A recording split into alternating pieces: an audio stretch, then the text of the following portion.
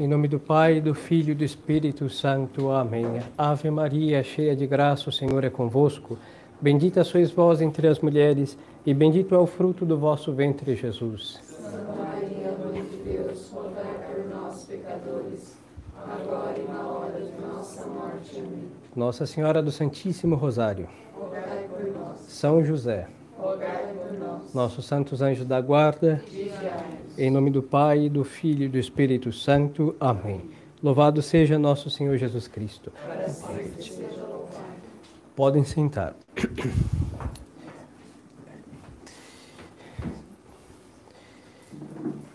Queridos fiéis, hoje, enfim, terminamos as nossas primeiras sextas-feiras do mês, graças ao bom Deus, depois de, entre pragas, enfermidades, calamidades, só faltaram terremotos e furacões para impedir, mas graças a Deus, bom, e faltará uma só alma em dezembro, mas vai terminar com fé em Deus. Ontem nós celebrávamos a festa das relíquias de todos os altares. É uma festa do Brasil, de alguns países, algumas dioceses. Hoje celebramos o Sagrado Coração de Jesus, mas a oitava de Todos os Santos, assim que a missa será de Todos os Santos, 1º de novembro. Mas vamos tentar conciliar um acontecimento, uma festa de ontem com a devoção de hoje e essa oitava que estamos celebrando. Para esclarecimento, instrução, vamos falar em primeiro lugar, o que é uma relíquia. Quando nós buscamos no dicionário, o dicionário vai dizer que são coisas velhas, antigas, deixadas por aí. Peças de museu, praticamente. É verdade que velhas e deixadas, de fato, mas só que as relíquias sagradas não são peças de museu. Relíquia vem de uma palavra latina que quer dizer algo que foi deixado. E o que foi deixado? Ossos, que todos nós vamos deixar os nossos ossos aqui nessa terra. Nós deixamos também os nossos pertences. Aí nós temos aí coisas próprias como, não sei, o terço que rezamos, a casa que vivemos. E depois terão outras coisas que serão tocadas nas relíquias de ossos, cabelo, pele ou corpo de um santo, que também são consideradas relíquias.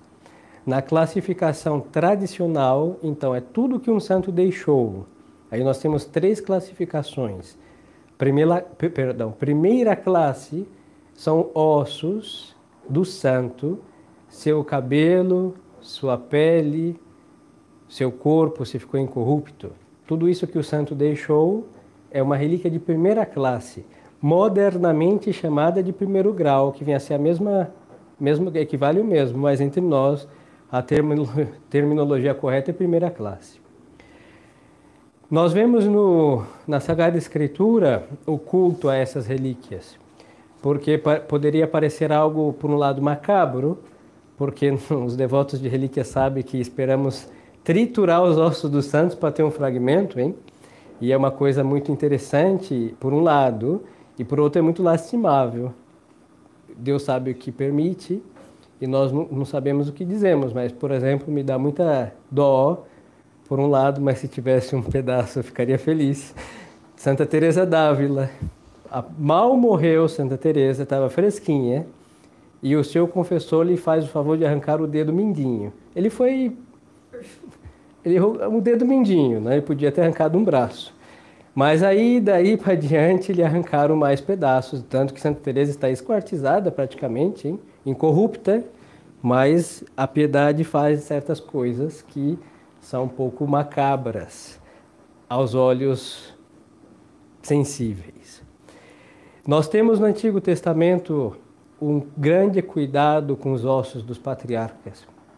Quando os hebreus daquele então saíram do cativeiro aí do Egito, em realidade desta opressão do Egito, e fugiram, eles deixaram, José, o patriarca, havia dito que quando eles deixassem o Egito, levassem seus ossos dali. E eles levaram. E nós podemos dizer, mas é osso? O que é isso, não? Pois então, pois a fé na ressurreição da carne faz com que nós cuidemos bem dos ossos dos nossos entes queridos. Agora, muito mais dos ossos de quem foi em vida um templo do Espírito Santo, que foi realmente um instrumento na mão de Deus, como é um santo. Isso é muito interessante porque na plenitude da ação do Espírito Santo num homem, que vem a ser um santo, não só santifica a sua alma, seu corpo, suas palavras, pensamentos, santifica o corpo do sujeito e santifica onde ele estava. E nós vemos isso já no Antigo Testamento. Não se relata que haviam milagres com os ossos do patriarca José, mas uma devoção por ele ter sido patriarca. Falo do José do Egito do Antigo Testamento.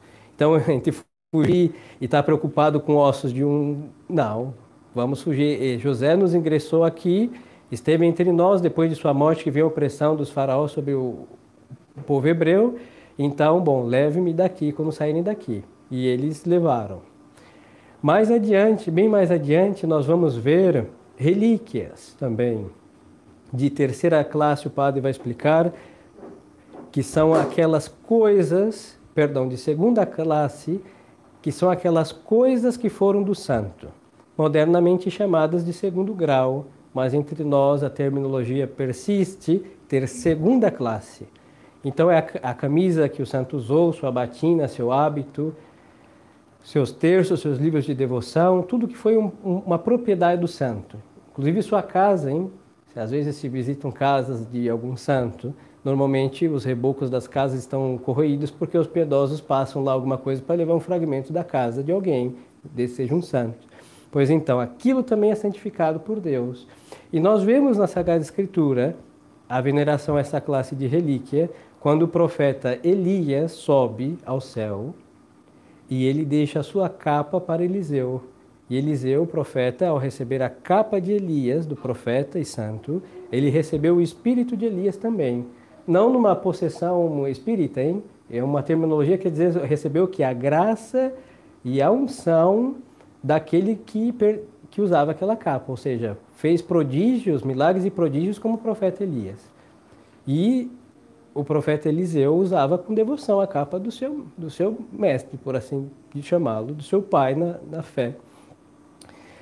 E depois, voltando às relíquias de primeira classe, o mesmo profeta Eliseu, depois de morto, na Sagrada Escritura relata que haviam jogado um defunto lá em cima do túmulo dele, e como estava mal enterrado, esse defunto tocou os ossos do profeta Eliseu e ressuscitou.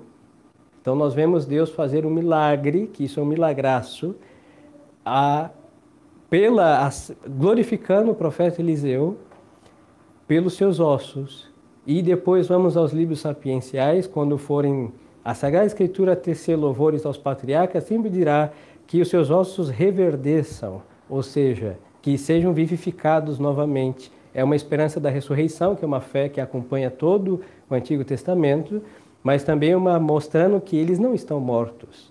Seus ossos estão secos como de qualquer mortal, mas só que pela santidade estão verdes, ou seja, estão com vidas. Então nós vemos isso no Antigo Testamento, assim que é um culto imemorável, antiquíssimo, desde os ossos dos patriarcas e profetas, como mencionei o caso de Eliseu, profeta, a capa de Elias, o profeta. E se formos olhar, tem mais coisas por aí que passarão desapercebidas, tampouco é um curso intensivo das Sagradas Relíquias. Agora vamos ao Novo Testamento. Também vemos culto e vemos que Deus se serviu de certas coisas que pertenceram ao mesmo Deus, nosso Senhor Jesus Cristo, ou aos seus apóstolos. Conhecido fato do Evangelho, quando aquela mulher que sofreu uma hemorragia tocou nosso Senhor, e aí a Sagrada Escritura diz que tocou as fibras, ou seja, as pontas, as franjas do seu manto. E Nosso Senhor sente uma força que sai dele que cura e diz, quem me tocou? E os apóstolos vão dizer, Senhor, uma multidão te oprime aqui. E o Senhor pergunta, quem me tocou? Porque alguém ele havia tocado de modo diferente. Todos estavam aí numa multidão empurrando um ou outro, mas aquela mulher não se esbarrou em Nosso Senhor. Ela o tocou com devoção, sabendo, e ela tinha intenção, se eu ao menos tocar as franjas do manto daquele homem, eu serei curada. E era essa a intenção, isso aconteceu e assim se fez. E Nosso Senhor vai depois dizer, não, grande foi a fé dessa mulher. E ela, aí constrangida, falou: Senhor, fui eu que lhe toquei. Pois é, ela havia tocado de um modo diferente. Depois vemos o mesmo São Paulo apóstolo, já nos Atos dos Apóstolos, o seu avental, a roupa que ele usava, que se colocava sobre os doentes, e eles ficavam curados também. E a sombra de São Pedro, quando passava, havia muitos possessos e doentes, e São Pedro, sendo aí o vigário de Cristo, um grande apóstolo, já com a sua sombra podia curar estas pessoas. E isso é a sombra de um santo, também uma relíquia. Bom, que se foi junto com ele, porque ele já não tem mais seu corpo, não tem mais sua sombra, mas o avental de São Paulo, as fibras do manto de Nosso Senhor, bom, relíquias de segunda classe. Agora, as relíquias de terceira classe são de criação, de instituição da Igreja e da piedade, porque as pessoas desejosas de relíquias, e mesmo que tenhamos santos, sempre quando vem uma pessoa alta, não, a gente diz: tomara que seja santo, porque teremos muitas relíquias. Pois nem todos os santos foram altos e robustos, com ossos bem sólidos. E a piedade e o tempo fizeram o seu estrago, então vão se reduzindo essas relíquias. Então, já no princípio da Santa Igreja, os papas ou aqueles que tinham a custódia de um santuário faziam as relíquias de terceira classe, que com o passar do tempo variaram muito. Tudo começou ao deixar no túmulo dos santos um orifício, um buraquinho. E as pessoas faziam suas peregrinações, chegavam e inseriam dentro desse buraquinho, para atingir os ossos do santo, tecidos, véus, normalmente tecidos de seda, e ao tocar nos ossos daquele santo virava uma relíquia, e vira uma relíquia de terceira classe, mas tem que tocar diretamente sobre os ossos ou corpo do santo. Se passamos em cima do túmulo, bom, alguma coisa será uma relíquia de devoção, mas não entra na classificação de primeira, segunda, terceira classe. Em alguns lugares, creio que consta também, no mesmo túmulo de São Paulo, apóstolo, as pessoas, por esse orifício, e de outros santos, se me falhar a memória, São Martinho de Tours, as pessoas nesse buraco colocavam azeite, então o azeite passava, tocava os ossos do santo, e embaixo eles recolhiam de volta aquele azeite que servia para passar nos seus doentes e expulsar os demônios também, que era uma relíquia de terceira classe. E pelo mesmo orifício também incenso, e consta isso no túmulo de São Martim de Tours, que as pessoas colocavam sobre o seu túmulo incenso aí, e depois, inclusive, usavam em suas casas, e uma dessas ocasiões se ressuscitou um morto cuja fumaça do incenso do túmulo de São Martim entrou por suas narinas. Então você vê que há uma virtude que Deus opera se servindo do túmulo daquele santo. Mesmo na tampa, hein? Porque não dava para inserir o incenso dentro pelo orifício, porque ia ficar dentro do túmulo do santo, eles não iam conseguir obtê-lo novamente. Então vemos aí as relíquias de terceira classe, e na história da Igreja, para concluir esta parte, se narra, o vosso servidor pede perdão, não lembro dos detalhes, há muito tempo li e ouvi essa história, em que um patriarca do Oriente pediu para o Papa, se não me falhar a memória, São Gregório Magno, mas foi um Papa daquele então, a relíquia de um santo. Como o Papa tinha pouquinha, ele pegou um pano e passou no osso do santo em questão, que nem isso me lembro, peço perdão, e mandou triunfalmente, com toda uma corte, levar com toda a solenidade possível a relíquia para o Oriente, porque assim se fazia o translado de uma relíquia. Quando chega lá, o patriarca abre a caixinha e vê um pano e manda devolver para o Papa. Falou: não, ele pediu um osso, o senhor vem com um pano. Então, quando volta todo aquele cortejo a Roma, então o Papa em questão rasga o pano e sai sangue daquele tecido. Ele rasgou para mostrar que aquilo era uma relíquia. Então ele provou, olha aqui, rasgou e saiu sangue. Se não me falha a memória, Alzheimer por aí, desses altares da Basílica de São Pedro comemora este milagre, um quadro assim. Então vemos que é uma relíquia mesmo. É verdade, entre ter um osso de um santo, um pedaço de sua carne, ou uma roupa que ele usou, ou algo que tocou em seu corpo, todos ansiamos por um osso ou um pedaço de sua carne, mas independente de primeira, segunda ou terceira classe, é algo sagrado, santo. E a igreja, no dia de ontem, celebrou todas essas relíquias, que foram deixadas para a nossa santificação e que foram muito maltratadas, hein? No juízo de Deus, no juízo final, vamos ver o horror. Os santos não padeceram só no seu martírio. Se fora possível, o martírio deles continuavam, porque, como eles diziam, a piedade às vezes comete muitas impiedades. E depois veio o concílio. Antes do concílio já vemos a profanação das relíquias pelo comércio assimoníaco da venda das relíquias, da falsificação das relíquias, que o Sacrosanto Concílio de Trento pôs um basta com uma legislação a respeito. Mas não acabou, hein? E depois, antes do concílio, durante e depois, nós vemos o desprezo das relíquias.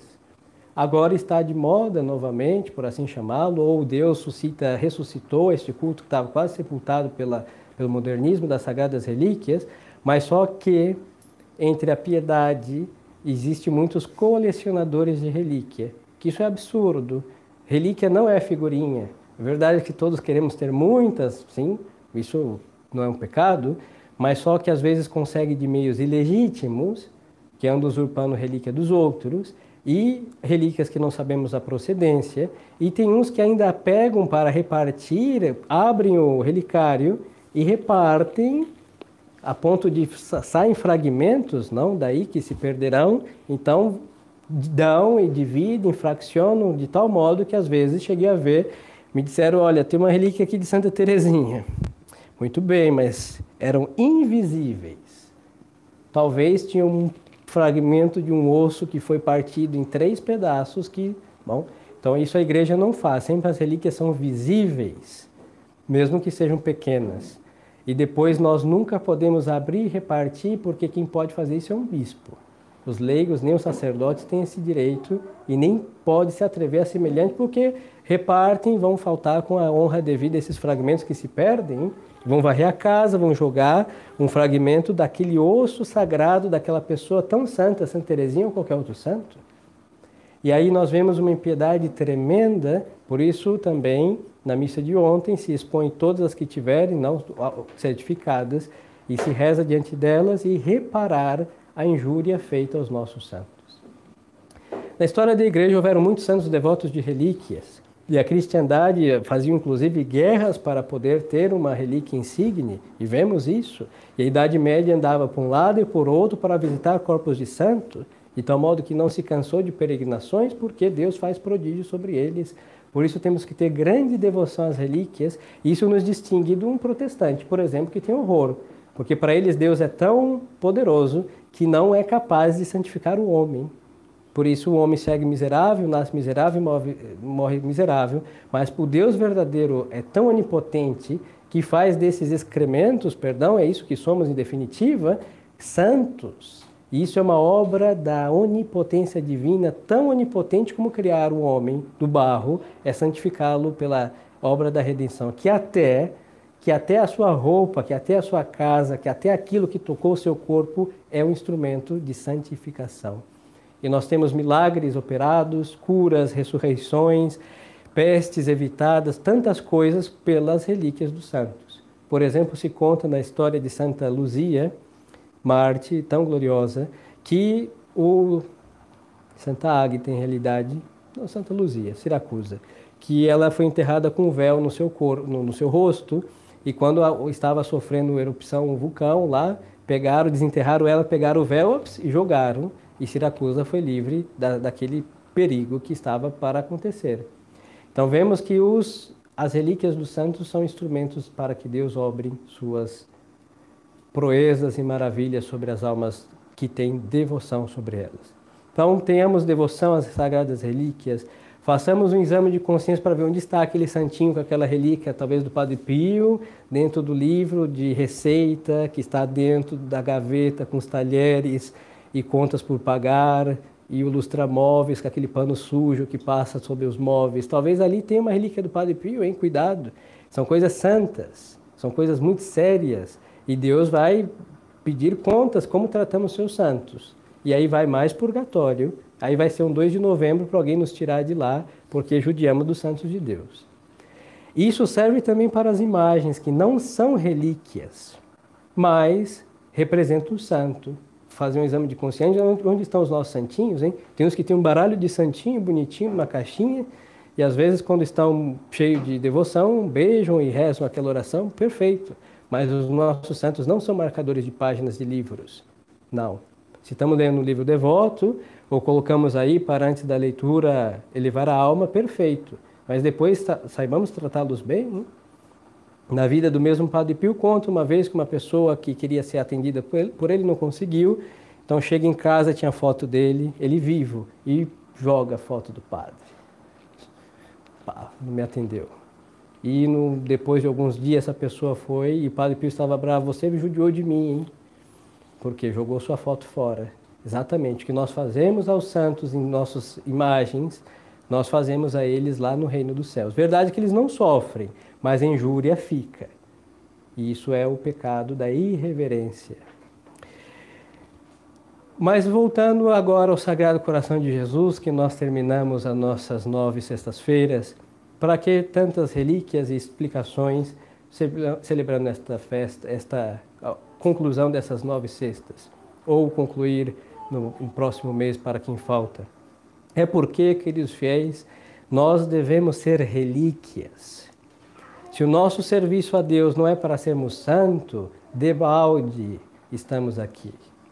Se nós não temos, não é uma presunção, não é uma ambição de outro mundo, porque ser santo é necessário, não é um luxo místico, não, é uma necessidade, dado que no reino dos céus não entra quem não é santo, porque coisa santa é dada aos santos. E quem vai ficar com os cachorros, os impuros e essas coisas é o demônio.